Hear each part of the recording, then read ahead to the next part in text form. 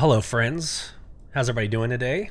Welcome to the YouTube stream, where I do my audio and visual check, which I'm sure is the most wonderful thing that you get to experience on a Thursday night.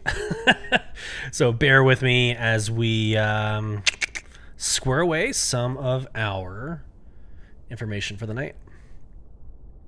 All right, so it looks like my video is up, confirmed. Audio good, music is off. Guys, I think we're ready to roll. I think we are good. So if you are watching on YouTube, this first couple of seconds I take, I want to make sure, again, my main effort is the podcast. So I've got to make sure that my sound is up to my expectation and quality. So bear with me as I get everything squared away, and we will go live in 3, 2, 1.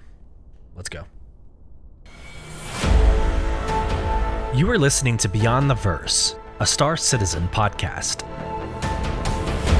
A show dedicated to Cloud Imperium games, Star Citizen, and Squadron 42. Whether you fight, explore, unite, and or trade, we bring you news, updates, interviews, reviews, and analysis. So sit back, relax, grab yourself a pour of Radegast, and join us as we go Beyond the Verse. Launch sequence activated.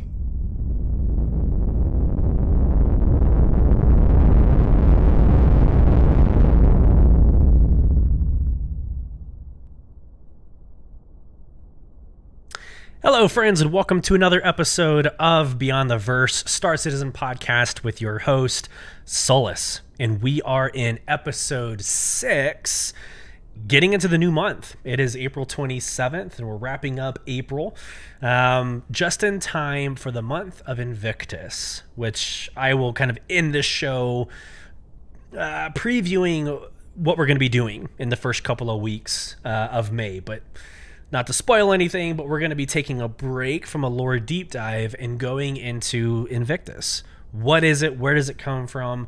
We're going to dive, obviously, into that as the event is towards the end of May. So, before we even get started, I want to address something. Yes, so this kind of goes into this past week and Beyond the Verse and Inside Star Citizen. So it's a good little marriage of what we're trying to do here. But good Lord, was last week frustrating. So here we go. Episode 5 airs. It's storming out. I have a 6-year-old son and a 4-year-old daughter that I go through Taekwondo minutes before I go live. So it's full tenacity to try to get everything accomplished to get into this seat and to do my podcast. And so obviously the weather wasn't really cooperating either. So I am trying to bring you, the listener, and you, the viewer, the most up-to-date and the most crucial information so that when you're listening to this podcast, you are informed, right? So I'm hinting during episode 5, I'm hinting, hey, they mentioned that 318.2 is going to launch. There's this Xeno threat that is going to be an in-game event that we're all going to do with PvE elements and inevitably PvP elements. Lo and behold, it launches during my podcast. So I'm over here talking about it's going to happen. And it already did happen. It happened minutes before my show went live. So there you go.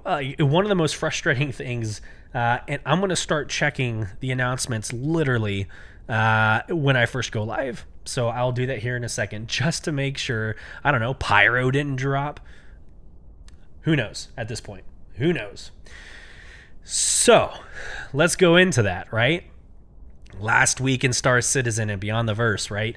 318.2 drops. And it actually is very smooth at the beginning. Loved it. Got in, ASOP terminals are working, really no glitches with the inventory. I was able to call my ships, right, with no delay, and the pads weren't all full, right? These are things like low bar that we set as Star Citizen gamers. But then Xenothreat drops, and everybody is coming back to the game as they should be. These events is what brings the older veterans to the game. It brings them back, right? So they can experience what updates. Does it feel different? Does it look different? So they all come back. And it kind of crashes. It's not kind of. I'm not even going to try to sugarcoat it. It destroys the game. Like back at 3.18 launch kind of destroys. I'm talking desync issues. I'm talking like you're in a dogfight and the Idris that you're trying to blow up like just disappears and just resets. Like both of them in the last phase. So you can say that it's frustrating, but if you've been around for a couple of months or a couple of years, it's nothing new. In fact, you almost want this to happen. If you're invested in the game, you want them to break it. The more they break it now, and again, that's frustrating for a lot of people. It's frustrating for me, but the more they break it now, the better like a 4.0, like Pyro, the better that these subsequent launches are going to be. At least we hope, right? We hope. So with the launch of persistent entity streaming, which eventually will be server meshing, you want them to break it as much as possible, so that way when they are ready to pull those triggers, it's not like a Xenothreat or an Invictus or IAE is going to destroy the game. So there were moments in Xenothreat, and that's all I did since last Thursday to this Thursday. All I've done is Xenothreat. So you might have seen the thumbnail that I'm using for YouTube. This is actually kind of a funny story. I decided, hey, I'm going to be sexy. I'm going to grab my Eclipse with its 3 torps, and I'm going to go cause some hell over in Xenothreat, right? So I get in my B2 bomber. Let's be honest. I get into my Eclipse and I take my happy ass out to Xenothreat. And in that first phase 1, really all you're doing is, if you're on kind of the offense, you're thwarting off the Xenothreat enemy, right? So you're looking for the red chevrons and you're destroying the red chevrons. We'll get into this little concept in a second, but red equals dead. So even if you're a human player, I'm sorry, there's no hope for you. If you're red, everybody in that area is gunning for you. There's not enough time to hit V and open your scanner and analyze who you're shooting at. It's red equals dead, right? So okay, so we all show up and we're dog fighting and all hell breaks loose, and it's an amazing experience, even if you're not really into dog fighting. In fact, if you're not into dog fighting, this is actually the best time to get into it because everybody's distracted. Right, the enemy is shooting your friends are kind of shooting the enemy, or at least should be. So there's not, it's a good time to really get comfortable with dogfighting. So we show up and we start dogfighting. If you're on offense, we start dogfighting. And then those with the Corsairs, maybe the MSR, some other, Cuddy Blacks, they're all going and delivering boxes from wreckage, and they're taking it to the INS Jericho and they're dropping it off. So this is like phase 1. You're like preparing for war. So this happens. It actually isn't a bad experience for me. I didn't get to phase 2 this night that I was really playing. It was fun. It was great. I even had time to kind of like land my ship and find out that the INS Jericho has basically an admin office where you drop the boxes off. Right? A kiosk. You go to the kiosk and you download your boxes. But they have elevators. All right, so bad things happen to good people. Public service announcement, since Xenothreat's still going on right now. Bad things happen to good people. And in fact, this tweet that I sent out shortly after went kind of viral, respectively, or relatively to what I'm used to. It went viral. But I posted that. I said, I saw these elevators and they looked really pretty. So I'm like, hey, I'm gonna go check it out. I'm on the INS Jericho. I'm gonna see where these elevators take me. Why not? What could go wrong? Well, Star as a Citizen is what went wrong. I got on the it allowed me on the elevator, so I went onto the elevator. I forgot what floor I chose. I chose one of the floors. And I like glitched into gray box phase where it wasn't even like really the ship anymore. It was like the skeleton of the ship, and I was in space. Very disorienting. But I had to Alt F4, or I had to like get out of the game, and I had to reset where I was and what I was doing. So again, PSA: do not take the elevators on the INS Jericho. Don't do it. You're not going to find a happy ending there. Alrighty, so that was like the first night. And then the next night I was able to play. I was again on offense, but we were already in phase 2, which is so much fun. Enemy Idrises show up, and your job is to basically down these Idrises. So again, I take my Eclipse. I go out, I got my 3 Torps. I'm thinking, me alone, I can take down an Idris with my 3 Torps. These things are OP, they're size 9s. Let's go. I didn't know that they nerfed them. I didn't know that these were irrelevant at this point. So I'm flying towards an Idris, and I'm like, look, I'm just going to unload all 3 at the same time, pull out, let's go, next Idris. And they didn't hit, so it was a waste of 3 Torps, but they didn't hit. And we spent the next like hour and a half taking down 1 Idris. Like, really, with an Eclipse that has like subpar other cannons. It was a very long process. So we downed the first one. We finally spent like another hour downing the second one, and we ended up getting a payout. Again, a lot of fun. It was a lot of fun. But real talk, I will always be honest on this podcast. I will always be transparent with experiences, and so there is an issue with desyncing. It's not new to Star Citizen. You're used to this. You are aware of this issue, but it's more prevalent during like these high velocity events. So my brother and I were on Discord. We are audibly aware of where each other are. Like, I know where he is and he knows where I am. Yet on my map or on my user interface, he's like 39 million kilometers away.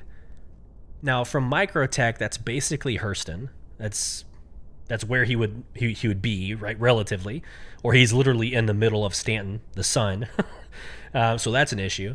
But he was really next to me, but virtually on my screen, he was off in Hurston somewhere. And he never spawned in Hurston. His spawn point's in Microtech. So that kind of depicts, or that kind of puts in perspective this desync issue, where ships are there, but they're not really there. Or the ship's reset and all the work that you've done is now back to square one, right? You're back at the drawing board and you're like, okay, well, let me keep running circles around this Idris and hope some of these are actually landing. So there's a little bit of, like I said, real talk. There's a little bit of a reality here that unfortunately shines its ugly light during these high velocity events. So this past week in Star Citizen and Beyond the Verse, had a great time, a great story with my brother, several hours worth of Xenothread experience. I would highly recommend you going out and giving it a try. Just don't expect to finish it. I don't know, like lower your standards, lower your bar, and just take it for what it is. It's a great PvE event that forces people into one area to dogfight, and some pretty cool, like getting out of your ship and running boxes. So go with an EVA suit, go with a tractor beam, and make sure you have somebody who has a garage on their ship. Don't take an Eclipse to run boxes. It doesn't make sense. Don't do it. So there you go. Other things. So moving on into this week in Star Citizen. Actually, let's get into the agenda real quick. So for today's episode, I've called it War. I want to go through this week in Star Citizen. There is a Galactopedia update. Inside Star Citizen came back today, so there's a video about Loreville we'll get into for a couple of seconds. But the lore deep dive, I'm actually really excited about this. We set the stage in episode 5 of a potential war. We already actually went to war with the Tavaran in the quote-unquote West, or Elysium. We already went to war with them the first time. We quote-unquote won.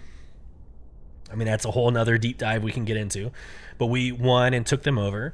However, terrorist attacks through cooperation with the Xi'an Empire have been taking place, and it has put our governance on alert, right? So that's kind of where we left off. In today's episode, we're going to get into the Second Tavarn War, which actually brings in Squadron 42 for the first time in our lore deep dive. So that's really exciting. So we'll talk about that.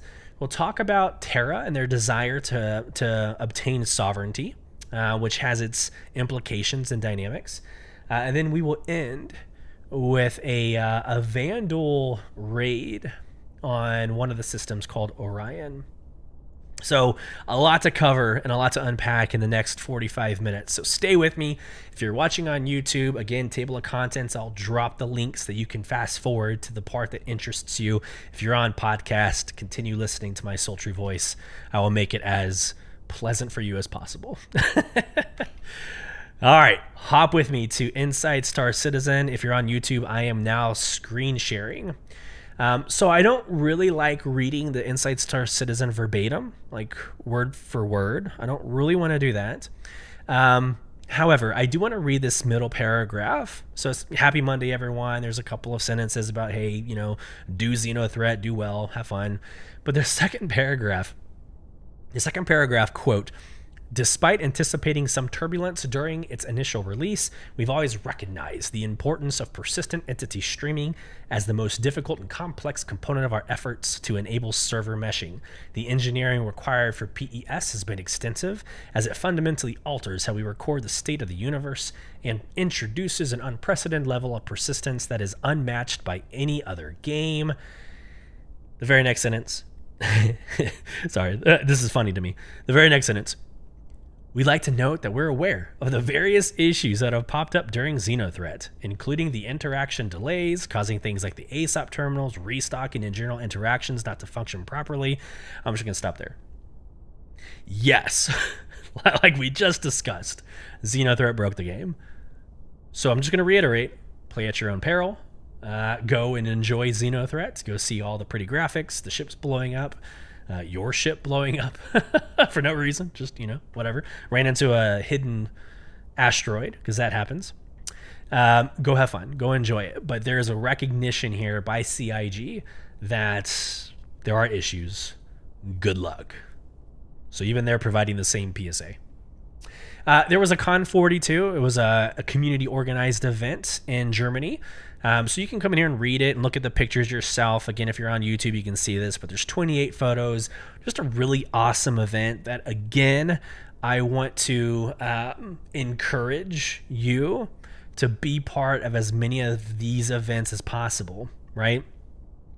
Go to the Bar Citizens, go to CitizenCon if you're able to, right? But if you hear something like this happening in your area, go and do it.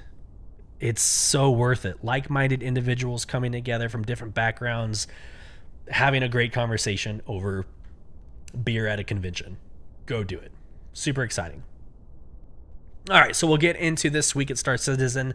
Then we will get into the community spotlight, which is more of a PSA.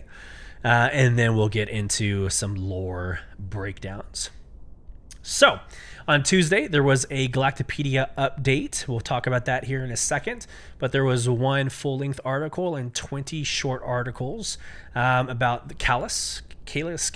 We'll call it Callus, Kallis, the new system, or a system. And then the Midas fish. Everything seems to have a Galactopedia input at this point, but the long article, the full article, is a Midas fish. So we'll get into that here in a second. Today was the return of Inside Star Citizen. So a really awesome 16 minutes of what to expect in patch 319. The main effort of 319 is a rework of Loreville, and it's gorgeous. It is a beautiful, beautiful video, to the point where I kind of want to do a reaction video on YouTube just over the next couple of days, just so you can have a little bit of commentary along with the video that you're watching. So stay tuned for that.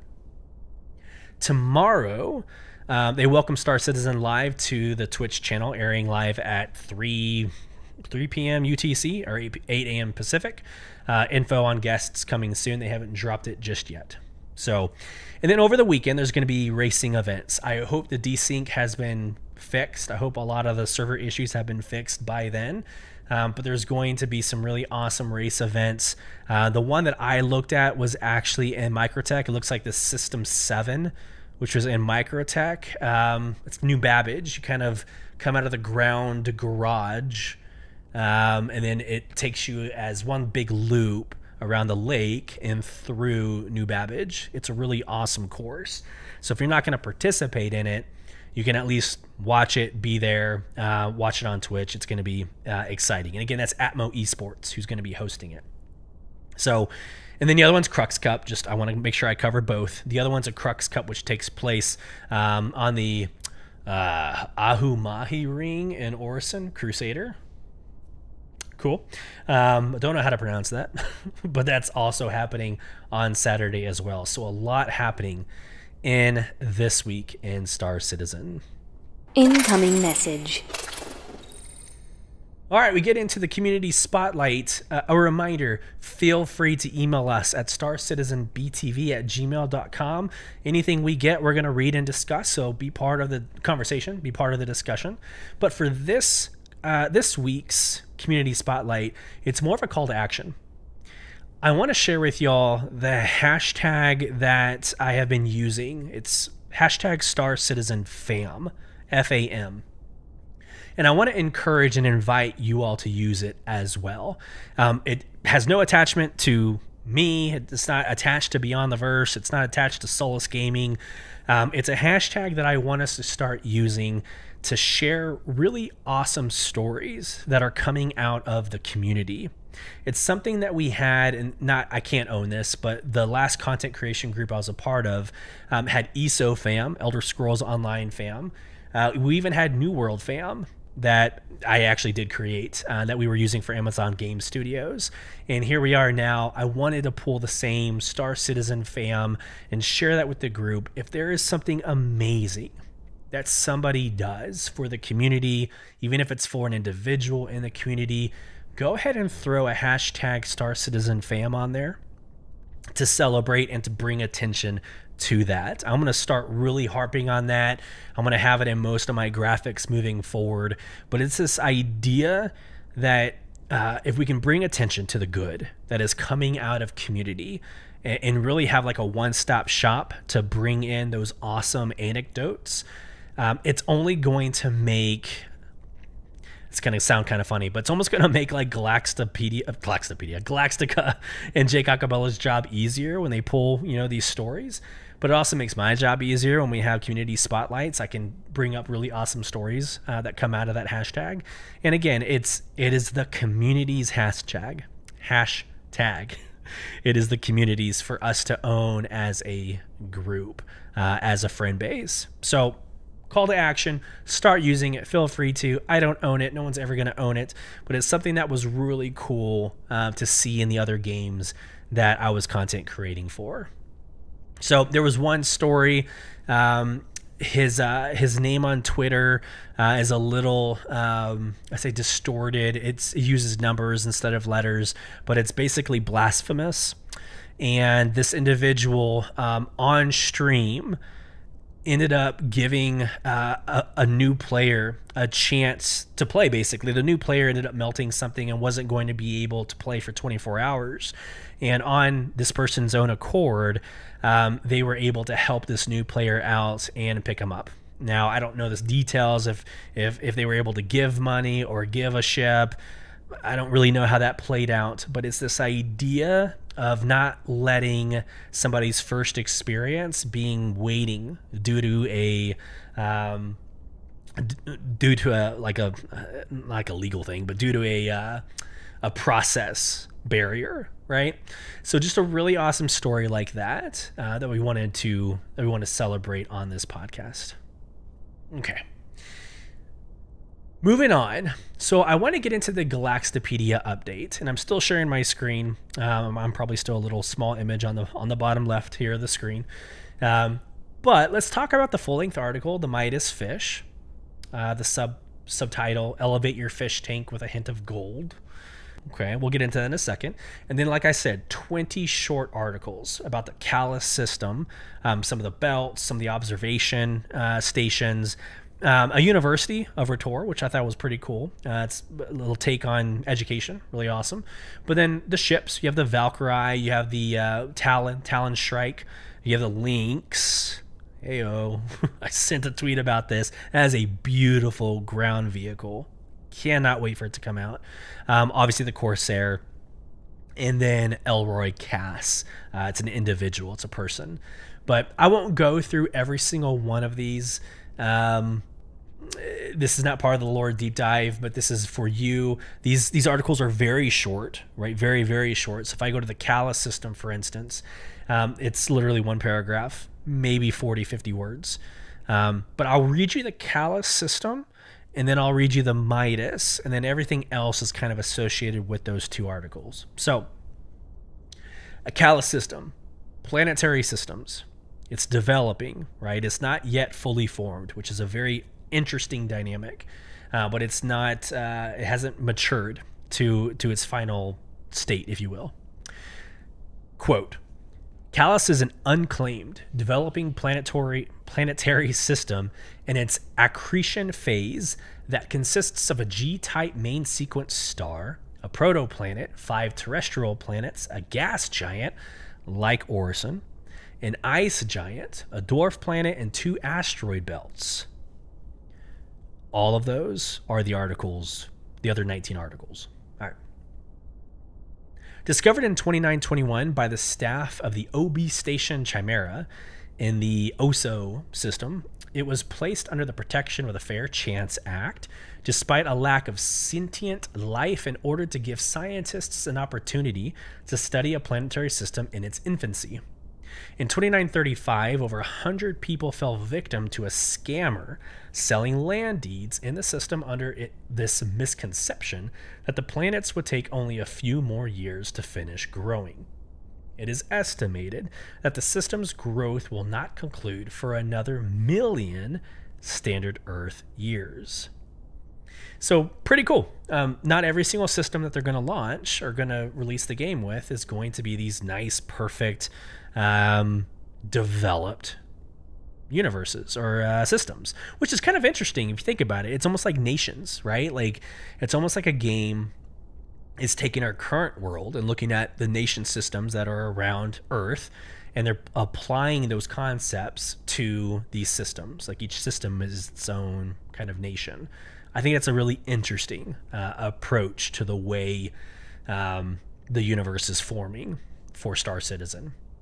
So there's the Callus system, and again, those planets and everything I just read off to you are part of the short articles. And then you've got the full-length article called the Midas Fish. I'm going to clear my throat for 1 second.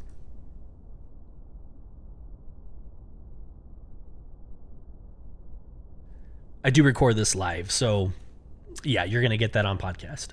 All right, the Midas Fish, obviously a little bit longer of an article. But yeah, these fish in an aquarium, that's what you're getting. That's the story. These fish in an aquarium. The Midas Fish, quote, the Midas Fish is an aquatic animal indigenous to the planet Castle, or GOS 2, in the GOS system. United Empire of Earth, UEE. Prized by aquarium enthusiasts for its golden color morph, the Midas fish is a protected species on its home world and is sometimes poached.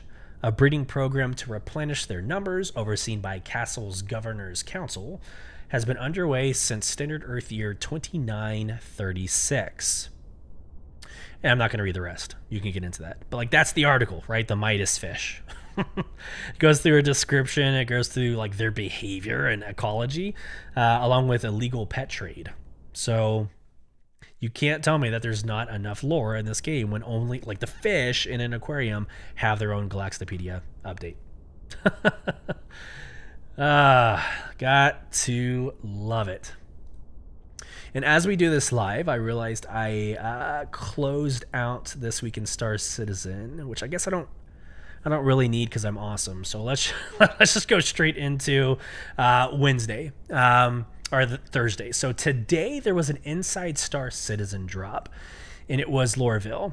So I already talked about it being beautiful. I already talked about it being something I want to kind of reaction video or produce a video of my reaction to it.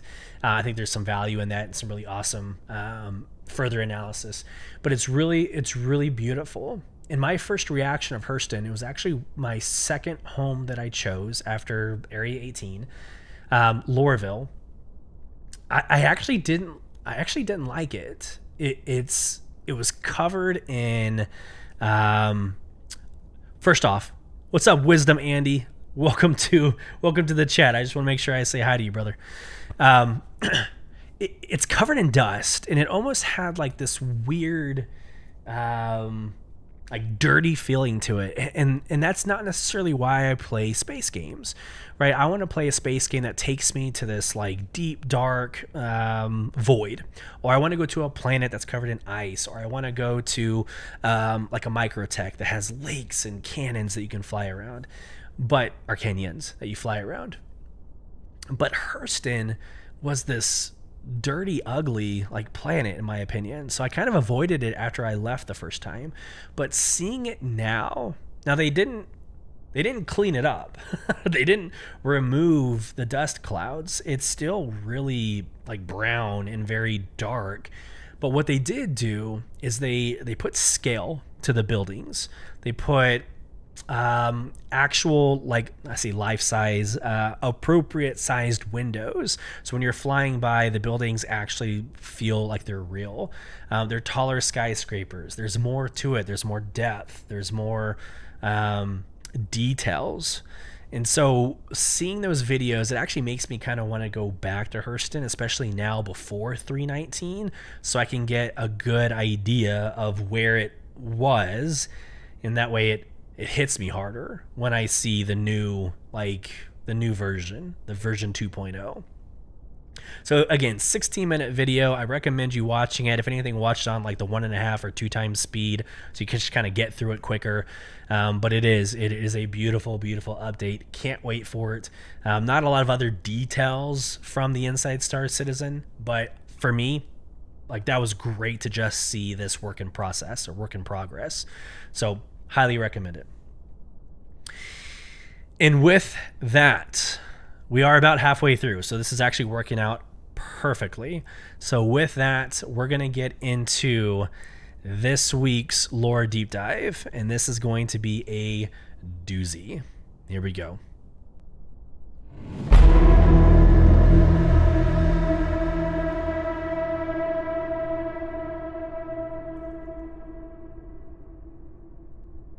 In our first time capsule, we go to the year 2610, entitled Tears of Fire. When you first go to the article, there's this oil painting. It's actually very beautiful. If you follow me on Twitter, you have seen this post on top of another post, which is the last article that we'll go through today. But it's a beautiful oil painting. And that's what this article is about. It's about the artist and where they were and why they painted this tapestry. So if you're on YouTube, you see the picture. If you follow me on Twitter, you've seen it through my posts. But it is a beautiful, beautiful image of, it looks like a soldier holding a rifle, standing at the edge of water, seeing a broken ship sinking in this water.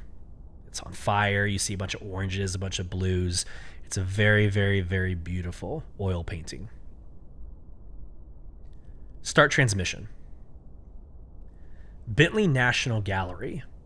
Self-tour painting info. Piece, Tears of Fire. Artist, Aaron Fring. Created 2610. Before you stands as one of the most enduring images from the Second Tavaran War, 2603 to 2610.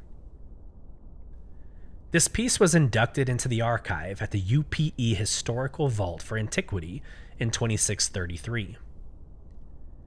The artist, Aaron Fring, was born on Farron in 2578 to Max and Mary Fring, a teacher and pilot respectively. As a child, he suffered from a bout of kilos malady, and was bedridden for over a year. During that time, he passed his time sketching. As a young man, Fring enlisted in the Expeditionary Force as a field medic. He traveled to many systems before finally deciding to settle down on Elysium 4. Operating a small med station during the day, Fring took up painting again at night. He could often be found wandering the landscape for hours at a time, painting all that he saw. While he showed promise as a landscape artist, he never made much of an impression on the art community. Though he wished for more, Fring was content with his practice and his hobby. In 2603, a new Tavaran warlord, Korathal, emerged from the corner of Cosmos with a rebuilt Tavaran battle fleet and launched his first attack against the UPE systems. The Tavaran's sole mission was to reclaim Elysium 4, their former homeworld. The settlements on Elysium 4 rushed to take up arms in defense of their homes. Fring attempted to rejoin, but the same malady that afflicted him as a child resurfaced, preventing him from doing his duty. On June 24th, 2610, Standard Earth Time, Korathal suffered a catastrophic defeat at the hands of Squadron 42 at the infamous Battle of Centauri.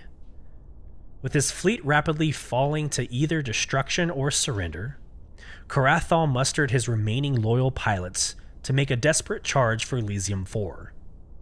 Though they suffered an additional 70% casualty, his fleet finally reached the atmosphere of their old homeworld. Korathal and his pilots lowered their thermal shields and dove for the planet. Aaron Fring had been walking that evening. His sickness had subsided a bit. He felt he had to get out and clear his head. He wandered the landscape as he had done many times before. On the crest of a hill, he saw something spectacular. The Tavaran fleet burning up in the atmosphere as they hurtled toward the ground. From Art Today, 2613, quote, "As with most art, I wasn't trying to depict the moment exactly as it was. That's what I'd always done in the past, but this was something so much more than the visual. There was so much complexity caught up in that action, from the Tavaran, for what it meant for us as a species, and what it meant to me. I just wanted to try and capture the feeling of that fraction of time, so beautiful and so sad." Aaron Fring. In transmission. So this article, and not to get dramatic here, but this article was kind of hard for me to read because yes, the human race is expanding. At this point in time in the time capsules, we're at 13 systems. We're expanding. We have this quote unquote right to the galaxies. And we were there. We took over. We defeated the Tavaran and took over Elysium. That's a thing. We have to deal with that. But this enemy just wanted their home back. So you can't really blame them for coming back to Elysium 4. You can't blame them for trying to take back their homeworld. And it is kind of sad. They took 70% damage and decided, F it. If we're going to go down, let's at least go down on our home turf, So this article, it's hard. As I get older, and having served in the military and did 12 years and all that fun stuff, you start seeing things from many different angles. And I think this was one of those opportunities where I read it, and yes, I'm pro human race and I'm pro Stanton and Pyro and everything else, Squadron 42, right? Yeah, of course. But I also don't blame the alien races. We're doing some really human things in this universe, in this game. And so I look at the alien races and I'm like, well, damn. I don't blame you. I don't blame you. So there you go. Second Tavaran War, Squadron 42 defeating the Tavaran at the Battle of Centauri. So pretty exciting. We'll get into that in an actual deep dive very soon. Very, very soon. It's a very awesome point in the history of Star Citizen and Squadron 42. But let's get into our second article for the night.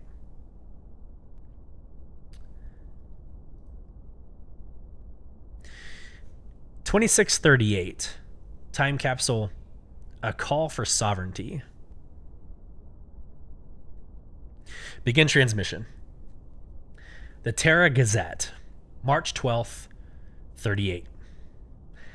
Terra Governor drafts bill for Terran sovereignty by Viola Filler. A political rally for the re-election of new Benzi mayor Nadir Padwani, the Terran governor unveiled a stunning new proposition. Dusk was just beginning to settle and the fundraiser was making some serious progress when Asan Kiran stepped up to the podium. Little did everyone know, he was about to drop a bombshell. At approximately 5:15 local time, Asan Kiran unveiled plans to issue a referendum to the people of Terra and the neighboring systems to seek separation from the Imperator and the UEE. Quote, "The Imperator lives in an era where alien civilizations are something to be feared. Those of us who live here, where the Banu and Xi'an are neighbors, where we see them every day, we know that they are not the enemy. They are people like us.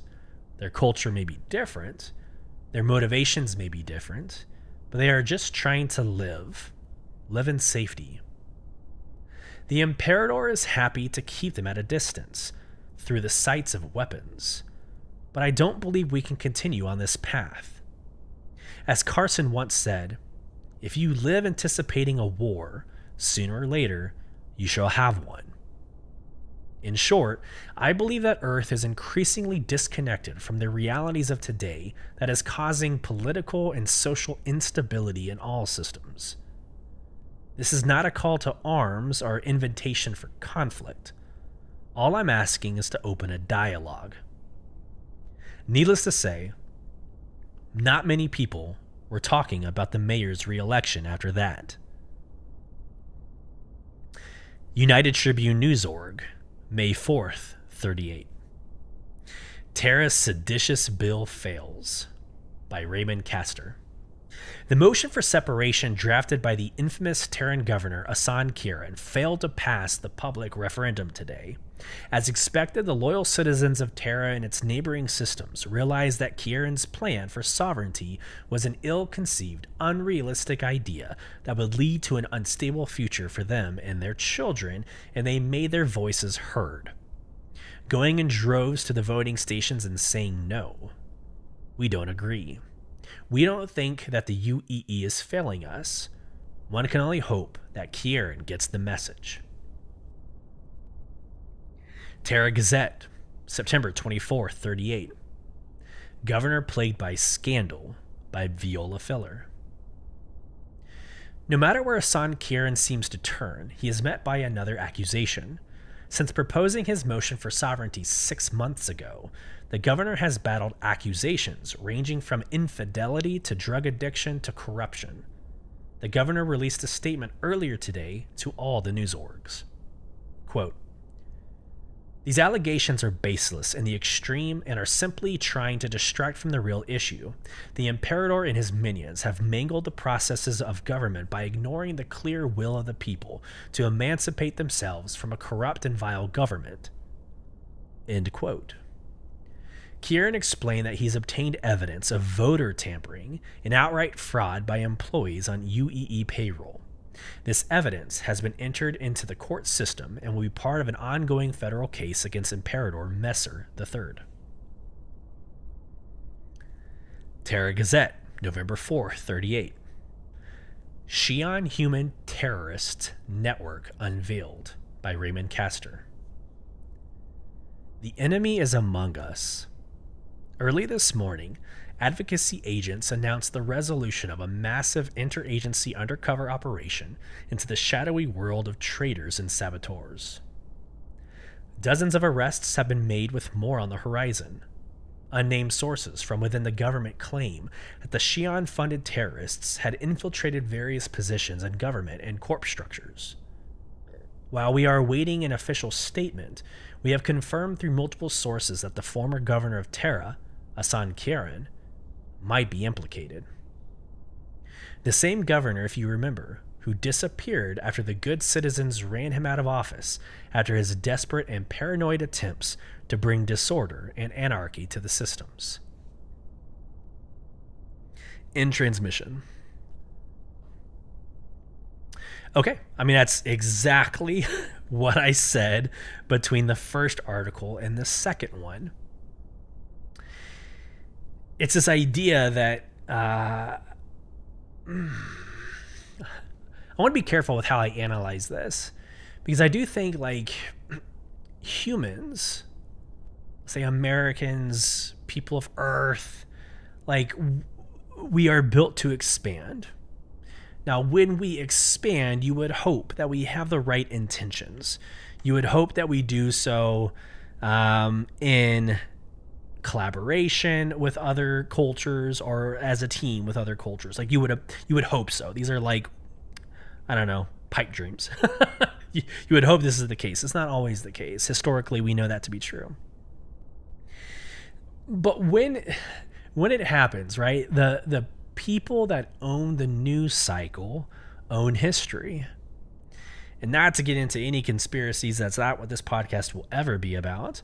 But if you own the news cycle, you own history. And I think that's what's happened here in this specific story.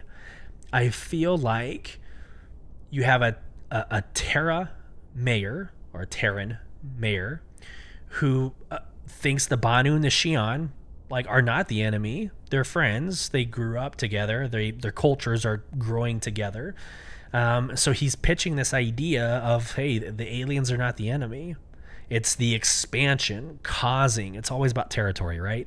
It's the expansion that's causing the disruption, or causing war, right? We didn't go to war with the Tavaran until we entered Elysium 4 and started taking it over.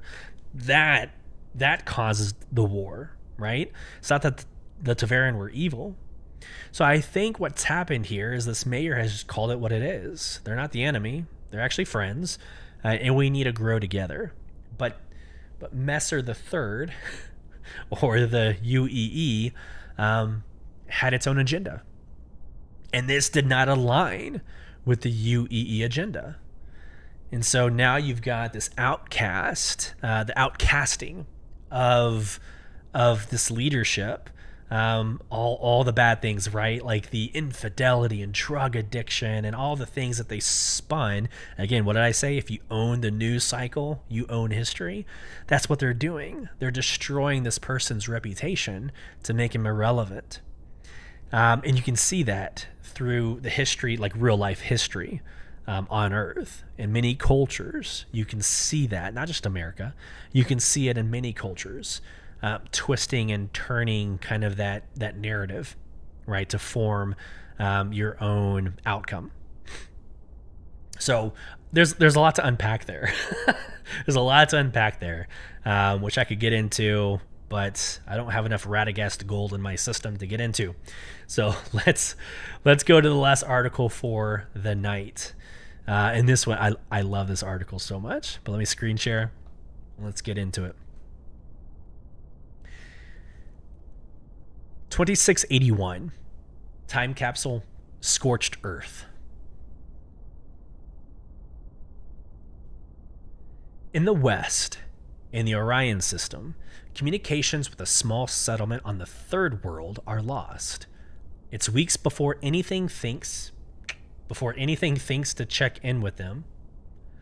When they do, they find the township in ashes.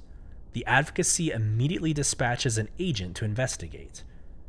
This is the incident assessment. Location: Dell Township, Water Purification Settlement, Armitage Planet, Orion System. Red and Lummer. Initial visual from the sky indicate repeated strafing runs of airborne weaponry on multiple, presumably small craft. No obvious use of large bore weapons or bombs. Large scorch marks on eastern and southwestern outskirts of town indicate that this is where the attackers landed. Samples of scorched earth sent to labs for analysis. Angels? Angles of strafes are angles. That's got to be angles. Angles of strafes are consistent with theory that the attacks came from multiple directions. Comm tower was damaged, but did not look specifically targeted. It's odd. If it were raiders, wouldn't their first target be the comms? On the ground, sweeps turned up strange shell casings for hard ammo scattered throughout the town. Doesn't look like human in manufacture. We'll analyze. Forward onto advocacy agents with contacts in Banu Protectorate. Attackers were thorough, sweeping house to house, killing everything and everyone here. Entire 638 population of settlement has been accounted for except one. John Phillips. 38, standard Earth years old, a farmer. Nothing to indicate why he was targeted, if in fact he was. Analysts are delving into him. We'll provide complete file when complete. Theft robbery appears to be the chief motivation, but there is an inconsistency among the missing items. Sometimes objects of value are left while seemingly useless, trivial objects have been taken. Agent Vasquez has discovered a small comlink camera that somehow was operational during the attack. Scrubbed through the footage and found that it was mostly useless. There's one frame that, when zoomed, cleaned up, appears to give a brief glimpse of an attacker. See the attached. And before we end transmission, you would actually have to open up the photo and look where the subtitle says they were called the Vandul. So if you just stop reading after the attached, you wouldn't know that this was a Vandul raid. So here we go. Another alien race to unpack. So at this current moment, first off, in transmission, that is the end of our lore deep dive. But now we've introduced another alien force that is hostile to humans. So let me try to do this without notes in front of me. Let me try to summarize where we're at. So you've got the Tavaran in the west, the Xi'an and the Banu in the east, and we just got introduced to the Vandul on the Orion system that's also in the west. 3 of which are proving to be hostile, right? So we have a direct contact with the Vandul, direct contact with the Tavaran. The Banu seem like they're somewhat friends. I mean, there's not enough information to say that they aren't at this current moment. And then you've got the Xi'an, who are little pesky rascals. I mean, they're freaking like they're doing things behind the scenes, right? They're giving technology and they're helping fight this like guerrilla warfare, right? This terrorist network with humans. All right, so you got 4 alien races, 3 of which are proven hostile. 1 might be a friend in the Banu. What in the world are the humans doing? How are they approaching the expansion after these 13 systems? And after seeing this raid on Orion, this very violent raid of killing, what was the number? Like 638 people? Yeah, where do you go from here? I mean, I'm about to tell you. I mean, it's we're about to do a lore deep dive into where we go from here. But in this current moment, it's a 3-front war, right, from the east and the west. But you have 3 enemies, and the Banu at this point I wouldn't trust, quite honestly. So very, very, very Very interesting. It's very fun. It's very fun to unpack that. And before we go for the night, I will screen share one more time. I want to put a nice little conclusion on where we are in this current moment. So walk with me to my brain dump of lore. So this is my Excel spreadsheet that I alluded to in episode 2. What I've got here is all the time capsules that we've read, the episodes that aired each one. If today's date is April 27th, here are the years that each event takes place from today in history, right? So let's just go quickly. The time capsules up to this point, and then we'll wrap up the episode. So first, we have the formation of the quantum drive. That's 52 years from now, right? The formation of the quantum drive, the question of terraforming. We actually attempt to terraform Mars. There's the Great Mars Tragedy of 25, which is 2125, right? And then this idea of every citizen getting a spaceship and being able to fly from system to system, and this exploration mindset, and Mars officially being terraformed. That was episode 2. Go listen to it, right? We cover like 6 articles. It's huge, right? From 2075 to 2157. It's 80 years, right? Worth of lore. Episode 2. And episode 3, we cover the next generation of the RSI's fusion engine, allowing us to go further and faster. We talked about the travel of the Artemis to the next habitable planet. We talked about the Goodman traveling around Neptune, which was the Nesso Triangle. We find out later it's the jump point, but it's the Nesso Triangle of disappearing ships. Then we get into the first jump point. That's episode 3. Go check it out. Great information. 4 articles. 50 years worth of lore. In episode 4, we covered the formation of the United Nations of Earth, the forced contact between the UNE and the Banu alien Jerry, and then RSI's campaign to mass transport people off of Earth because we're evidently overpopulated. That's episode 4. Last episode, episode 5, we covered 5 articles, and this one's huge, a lot of progress. Boy, it's just why we called it Progress in Space. So in episode 5, we covered the expansion into 12 systems, making it 13 total. Discovery of Terra, the change of UNE to UPE, the creation of the Tribunal, which is the High Secretary, High General, High Advocate. The Gaia Planet Services attempted to terraform without permission, making the Xi'an Empire very mad and capturing 276 of our people. Right? No wonder why they have a terrorist organization with us now. Then the Tavaran were discovered in the west on Elysium 4, but they were interested in territory, not relationships, so there was the first war. And then we ended episode 5 on the terrorist attacks that ended up forcing us to create a prime citizen role, basically the president of Earth, if you will, to really address this enemy of an alien race or races. And just now in this episode, we finished with the Second Tavaran War. We talked about the Terran call for sovereignty, that maybe aliens aren't the problem. Maybe it's actually the humans and the formation of a Xi'an human terrorist network. And then this last Vandal raid on Orion. 5 episodes. 5 episodes. And over 600 years of lore. It's crazy. It is absolutely insane, the amount of information and story that you can go into this game. And I hope you've enjoyed it up to this point. We are currently at the year 2681. In game, we're 2953, so we've got roughly 300 years to go. And I'm going to get you there. Please come back to Beyond the Verse Star Citizen podcast for your lore needs.